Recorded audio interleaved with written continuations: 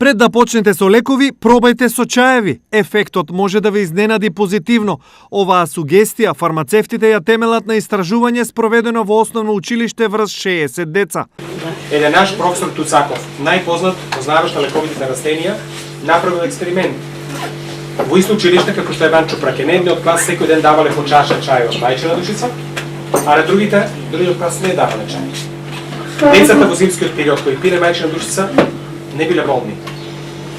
Не останувале на боледување, додека другите деца биле почесто болни и морале да одат на лекар. За експертите од оваа област, ова е доказ дека лекот од природата е подеднакво ефикасен како и оној од аптеката. Македонија е земја толку богата.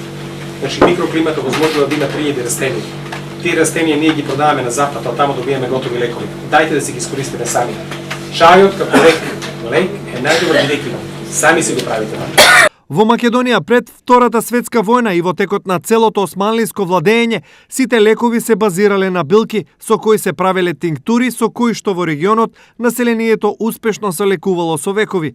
За лековитите својства на билките од нашето поднебје, во просториите на Сдруженијето на пензионери од Штип и Карбинци, презентација одржа штипскиот градоначалник Илчо Захариев, кој зборуваше не како градоначалник, туку како докажан експерт од областа на фармацијата.